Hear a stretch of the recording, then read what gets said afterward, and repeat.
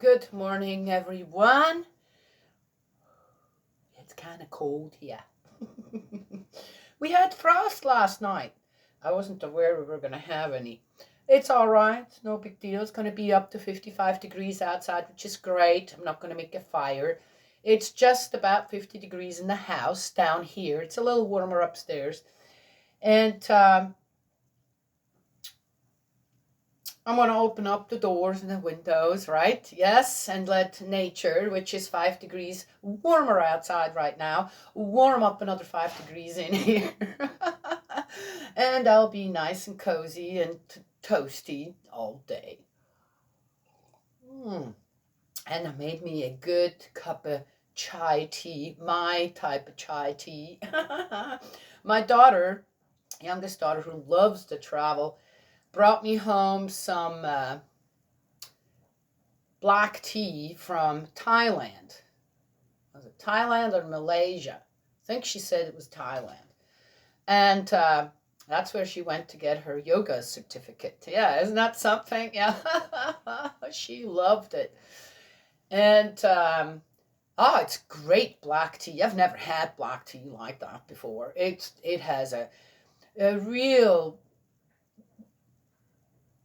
nice flavor, like vanilla. They're like a vanilla flavor already, kind of just a different flavor than what we get as black tea here. And I like it. I'm not a big fan of black tea, but this one's really good. So my husband brought me a jar of caramel, not syrup. It's kind of real caramel. And I thought, what am I going to use that for? Yeah, I'm sure I'll have some use for it eventually. It's not like it goes bad. And I thought, ooh, I'll try to put some, right? Yes. So I put a spoonful of that caramel into my black tea and some milk, and it tastes delicious. It's absolutely delicious.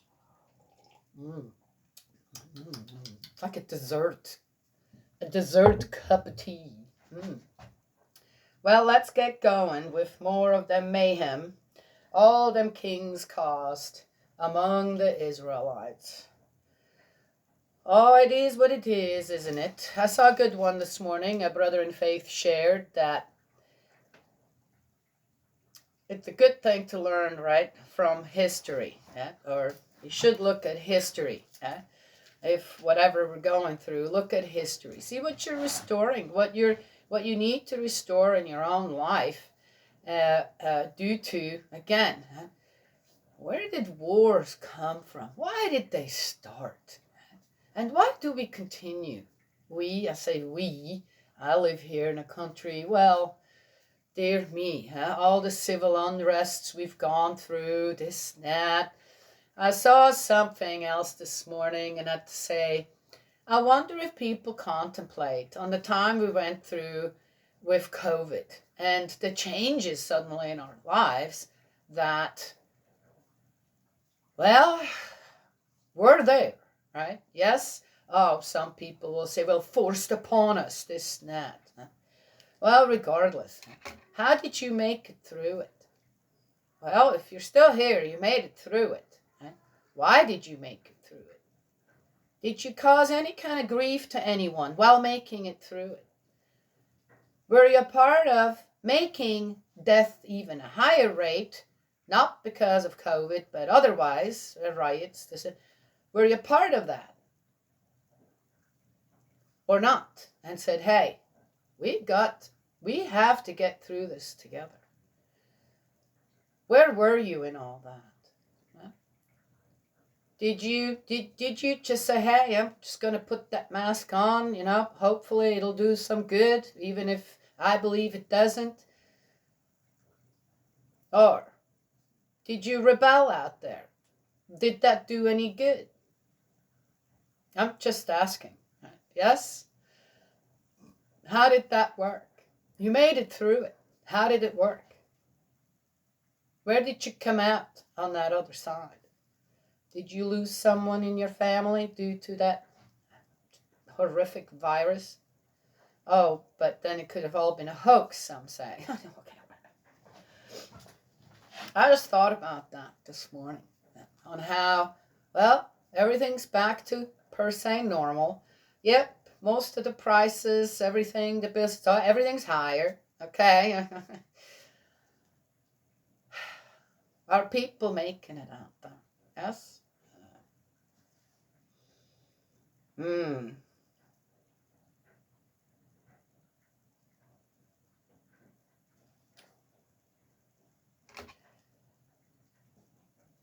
I don't know. I know that I was personally, when I look back, uh, in my family, we kind of were this united system that helped each other out, took care of each other. I went and took care of my granddaughter during that time, yes. And that was great. So that was another thing I thought about. That time, did that bring people closer together, right? And some said Tish, or drove them apart? What were you a part of? Yes? I think it's worth thinking about. Couldn't be stopped. But we went through it. I heard a good one. When you're going through hell, just keep going until you get out on the other side, right? Yes? Yeah. All right. Let's get going here. One could talk so much more about all this. And it just be all a repetition. That's not what people don't know. I guess what comes to my mind is why people are so willing to work against each other for one reason or another. Right? Be unreasonable on either side of whatever the conflicts are. Right? Yes? Rather than finding the common denominator. Okay, what's that for me? We protect the children, regardless. And everybody should know that certain things that our children are facing today is just wrong. And they're not facing it because, we can't stop it or change something. It's because us adults either want it that way, right? Or are letting it happen. Right? Yes? Well, that doesn't mean one has to be out there, right? Facing off with people. Right? How do you protect your family? You take it somewhere where it's safer for them, number one. Number two, you just make sure that your home life is what you would want it to be for them. We can still do that. Everyone can do that. It's your environment. Yes? All right. And be educated. When things do come up, be educated about it. All right. Know for your own good, for your own peace of mind, that you don't stray. Right? If others are straying, well, make sure you don't stray. Yes? Yeah. All right. Okay, second book of Kings, 17. The reign of Hoshea in Israel, 732 to 724. It's a never-ending story here. In the 12th year of Ahaz, king of Judah, Hoshea, son of Elah, became king of Israel in Samaria and reigned for 9 years. Was Elah ever king of Israel? How did Hoshea get in there? I guess we'll find out. And reigned for 9 years. He did what is displeasing to Yahweh, though not like the preceding kings of Israel.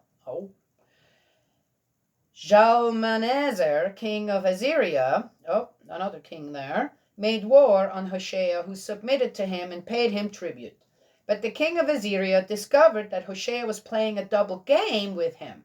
He had sent messengers to Sais, to the king of Egypt, and had not, as in previous years, handed over the tribute to the king of Assyria.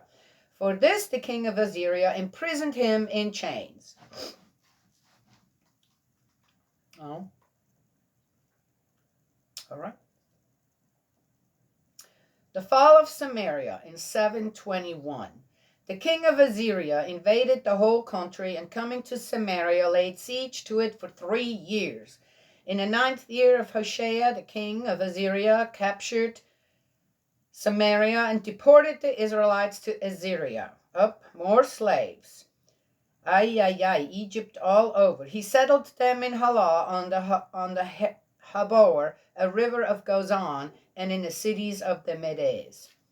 Observations on the fall of the northern kingdom. Observations. Observations mean what? Kind of doing the same thing I'm doing here, right? So I'm allowed to do that. They made observations at that time.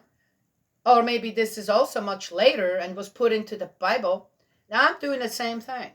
So I'm not so wrong about being allowed to do that. What's in the Bible? I'm just saying. Observations on the fall of the northern kingdom. This happened because the Israelites had sinned against Yahweh, their God, who had brought them out of Egypt, out of the grip of Pharaoh, king of Egypt. They worshipped other gods. They followed the practices of the nations which Yahweh had dispossessed for them. The Israelites spoke slightingly of Yahweh, their God. They built themselves high places wherever they lived, from watchtower to fortified town. They set up pillars and sacred poles for themselves on every high hill and under every luxuriant tree. Luxuriant tree, that's the second time this came up, which I find interesting. They sacrificed on all the high places, like the nations which Yahweh had expelled for them, and did wicked things there, provoking Yahweh's anger. Okay, so now this is very clear. Whereas before I wasn't so clear, the high places, okay, but they could still, like I explained, I wanted to give the Israelites the benefit of the doubt, right?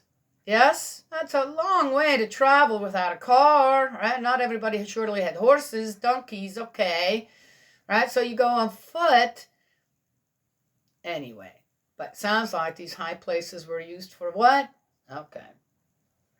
They served idols. There you go. Although Yahweh had told them, this you must not do. And yet through all the prophets and the seers, Yahweh had given Israel and Judah this warning. Turn from your wicked ways and keep my commandments and my laws in accordance with the entire law which I laid down for your fathers and delivered to them through my servants, the prophets. But they would not listen. They were as stubborn as their ancestors, who had no faith in Yahweh their God. They despised his laws and the covenant which he had made with their ancestors and the warnings which he had given them.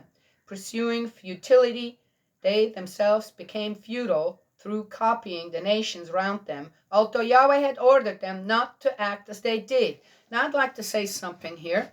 It says right here, up here, accordance with the entire law which I laid down for your fathers, delivered them through my servants the prophets. But what did the prophets do? When Samuel went or consulted God at one time and said, hey, the people want a king. Everybody else around them has a king. And they won't want to. They feel left out. What do we do?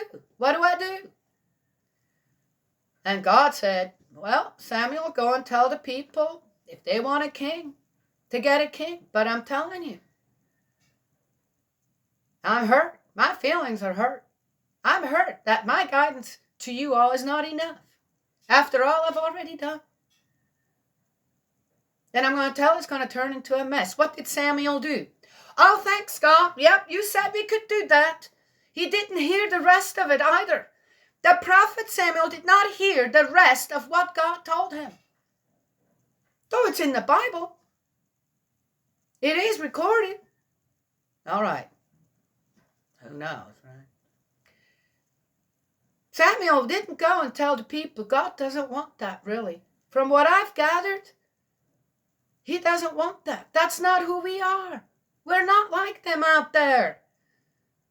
And remind the people again of the Ten Commandments. Remind the people of the Ark of the Covenant. And what God's guidance is in all that. He didn't do that, did he? No, he said, oh, good. Okay, I'm going to go and tell the people. You said it was all right. Go have a king. And then what? How did it go? Well, how do I know that's how it went? Because immediately they were looking for a king, and just to make sure that, hey, Samuel said, God said it was okay. To make sure that God was all in on it, what they say? Oh, God selected that one. Anointed that one as king. Which God didn't do.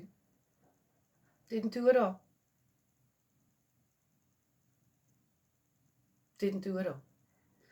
And little by little by little by more, all the Israelites, all of them, and according to the high places on the people went there, this, that, right? Even the common people turned their heads away from God.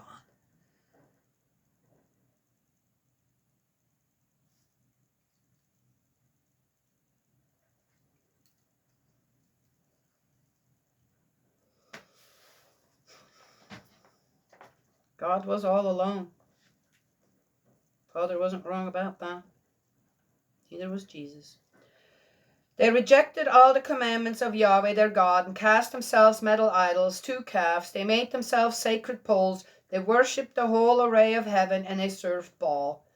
They caused their sons and daughters to pass through the fire of sacrifice. Also they practiced divination and sorcery. They sold themselves to doing what displeases Yahweh, provoking his anger. So whatever else bad is going to happen to them, it had nothing to do with their own, right, behavior. It's because God got angry, didn't like it, so he did something about it. You see how people work? Instead of saying, God's not even with us anymore. He's nowhere to be found. How would they know he's angry or would cause destruction among his own people? They needed that excuse. Yes? Rather than saying, we did all this to ourselves because we weren't willing to follow just a few simple laws, and they weren't there to handcuff us, right? To be captives or prisoners of our emotions or our actions. No, they were there to ensure happiness among the people, to ensure order among the people, to live together in what? Peace and harmony?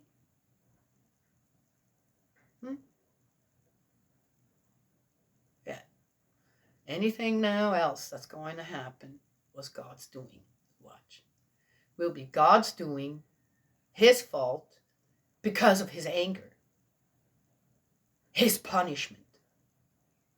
Really? Wow. Okay. Because of which Yahweh became enraged with Israel, told you, and thrust them away from him. Really? I see this different. I see that Israel thrust God away from them. But you see how it needs to be written down? The tribe of Judah was the only one left. Judah did not keep the commandments of Yahweh their God either, but copied the practices which Israel had introduced. Yahweh rejected the whole race of Israel. He brought them low, delivering them into the hands of marauders, until at length he thrust them away from him. And indeed he had torn Israel away from the house of David, and they had made Jeroboam son of Nebat king. Jeroboam had drawn Israel away from Yahweh and led them into a great sin. The Israelites copied the sin which Jeroboam had committed. They did not give it up, until at length Yahweh thrust Israel away from him, as he had foretold through all his servants the prophets. He deported the Israelites from their own country to Assyria, where they have been ever since. So, well, it was all foretold this is what was going to happen. What God told Samuel is it's going to be a big old mess. He never said, I'm going to abandon them. He never said that. I also do not believe that God would ever break a promise. He would try to keep it every which way he could. It's not God who did to Israel to what happened to Israel eventually again.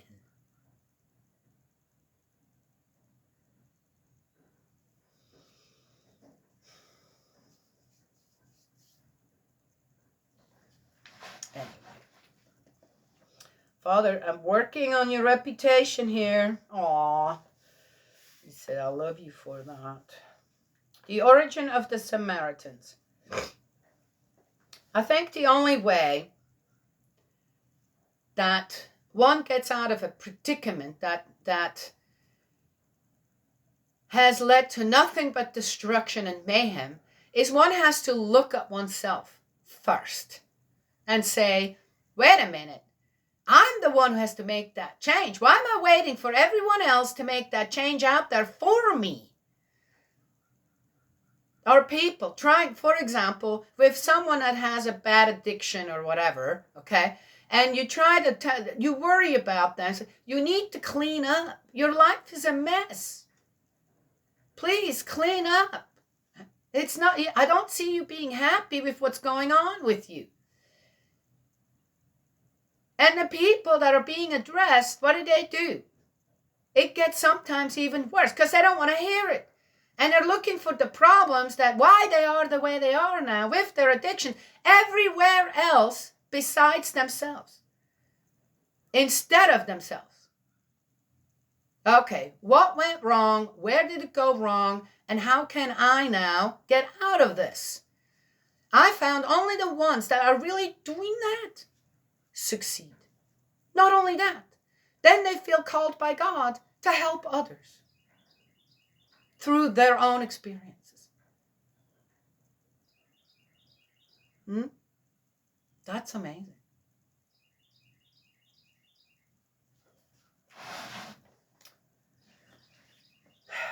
The blame game. The blame game is a great game for most people out there, right? Yes? Secrets. Hide things, right? Yes? Get away with stuff. Yeah, it's wonderful. Such an accomplishment.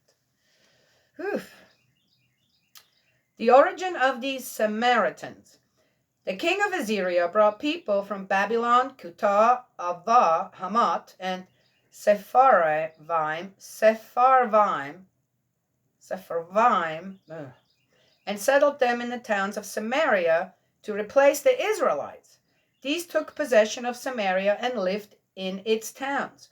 When they first came to live there, they did not worship Yahweh. Hence Yahweh set lions on them, which killed a number of them. Okay. Consequently, the king... So... All right, just quickly. So, do you guys see this kind of flip-flopping going on here with the people? So God threw all the Israelites out of Samaria, and the king of Assyria placed them wherever, no doubt as slaves, servants and slaves. Okay? Now they're not free anymore. Done, okay? And then the king of Assyria places other people in those towns that he just moved all the Israelites out. Well, God just, according to the story, how it was written down, threw them all out. Abandoned them. So here come other people in. Oh, God doesn't like that either and sets lions on them. Wow, that makes a lot of sense, doesn't it? Yes, I know. Okay. Let's keep going.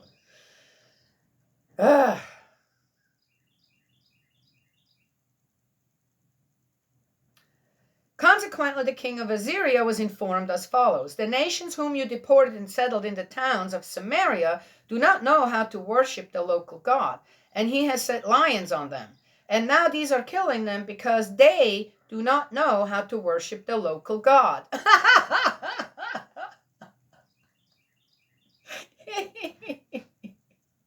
Well, the ones that the Israelites that were there before, according to what we just read beforehand, the Israelites didn't worship the local God either, right? And there weren't any lions. I didn't hear anybody, no lions attacking the Israelites. Okay, all right. I'm just saying. Oh, this is so funny. So the king of Assyria gave this order. Send back one of the priests whom I deported from there. Let him go and live there and teach them how to worship the local God. What? Accordingly, one of the priests who had been deported from Samaria came to live in Bethel. He taught them how to worship Yahweh. And who is that priest? No name?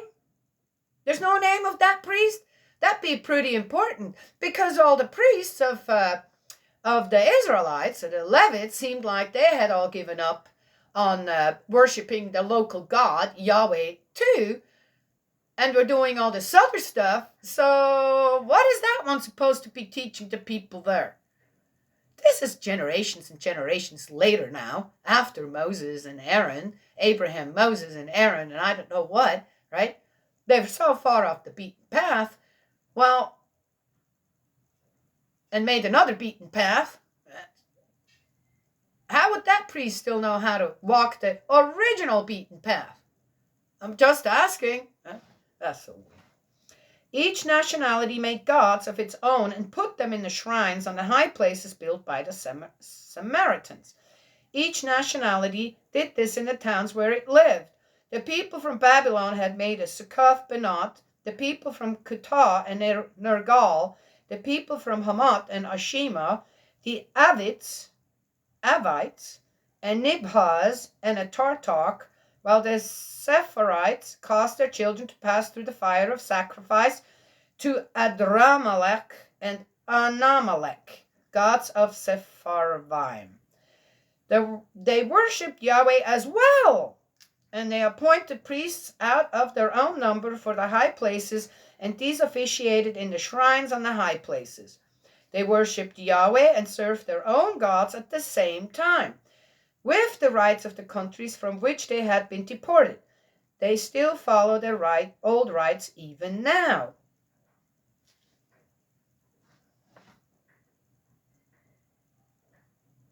Wow, that's a very, very, very interesting part here.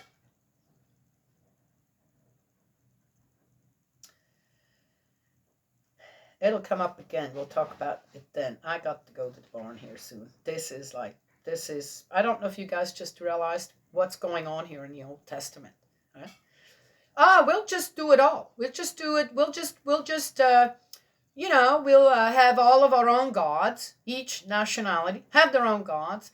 And then we'll also serve that original one, the one that sets the lions on us and has abandoned his own people.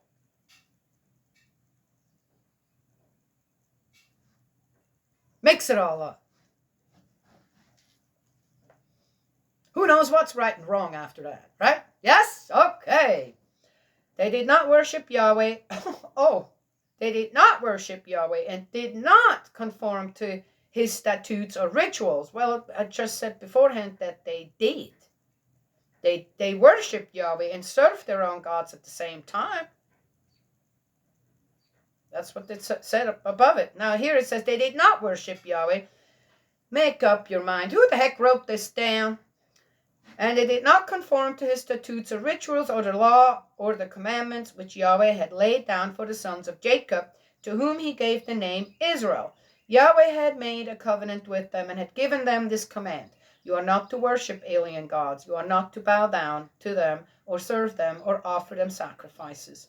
You are to bow down and offer sacrifice only to Yahweh, who brought you out of Egypt with great power and outstretched arm.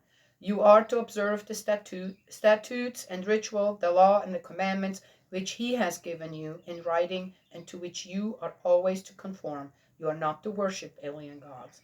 Do not forget the covenant which I have made with you, and do not venerate alien gods, but venerate Yahweh your God, and he will deliver you from the clutches of all your enemies. But they would not listen and still followed their old rites. Well, the Israelites aren't there anymore. They were all moved. So I'm not quite sure who are they talking to here now. The foreigners, per se? The other nationalities, per se? I'm not getting it. There are no Israelites there anymore. They don't even know about their God, Yahweh. So what's this last part here? Not getting it. Why is that in there? All right. These nationalities then worshipped Yahweh and served their idols as well. I just thought they didn't. It says here, they did not worship Yahweh. Okay, all right. You know what? As did their children, and their children's children still behave today as their ancestors behaved in the past.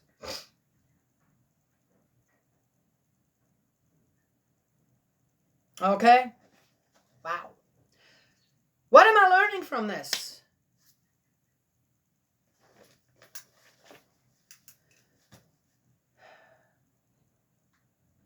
How deceitful and manipulative people can be. And how long the reach is to today. What's the last part? What's going on in the world today? These nationalities then worshipped Yahweh and served their idols as well, as did their children, and their children's children still behave today as their ancestors behaved in the past. Interesting when I started out, right, with what I said beforehand. How did you do during COVID time? 2 years, 3 years? How did it go for you? Did you get pulled into more mayhem? Or did you try to unite your family in the best way that you could, help each other out during that difficult time?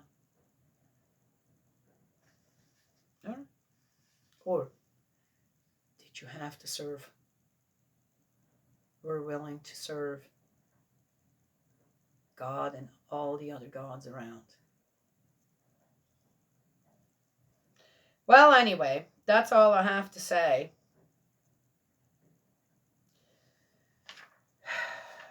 To that today. It's a beautiful sunny day, and I got things to do. Getting ready for springtime. Getting ready for all kinds of things.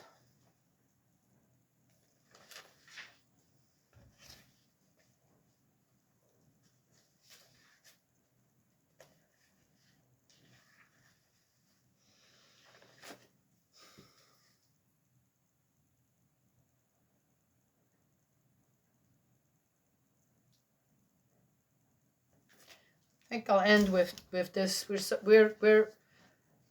We're addicted and beholden to so many things out there. In a way, I always say out there, right? Because I live on top of a mountain, right? To me, everything's just out there. Since I have closed down my YouTube channel to no, I don't want any of your, it's just an empty thing. When I go in, I go check my channel real quick and go back out. Once in a while, I look up a recipe or something for gardening, but that's about it, right? That's it. I have no idea what's going on out there, really, when it comes down to it. No idea. Don't look anything up. So for me, it's out there. Yes?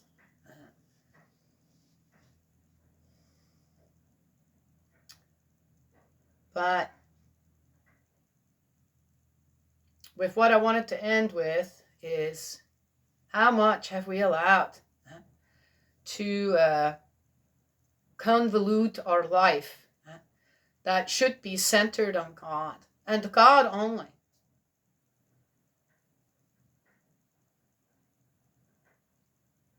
And how addicted we have become to all these idols out there, all these destructive gods. I call them gods because people don't, as I said, people didn't want it. It wouldn't exist. But they do. There are horrific things out there that exist. If we were just said, well, no, I'm not going to be a part of that. As I said, if people wouldn't buy it, if people wouldn't watch it, if people wouldn't be a part of it, it wouldn't make any money and it wouldn't exist. Yet it does. Horrific things. Horrific things that people can pay for. And in many ways becomes a collective sin. Yes? We're all involved. Not willing to give things up. And just center on what? God's love and embrace. Yes? And the few rules that were just necessary to keep the people on the what? Straight and narrow kind of through it all. Yes?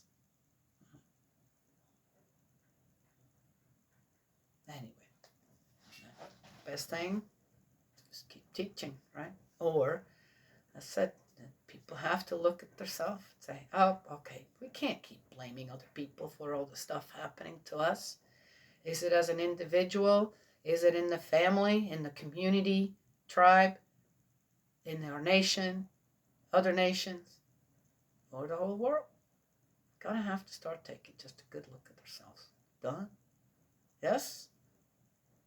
Rebuild, restore. Yeah? Okay. That's what I wanted to share this morning. God's love and blessings always. May He protect you, and I will talk to y'all another time.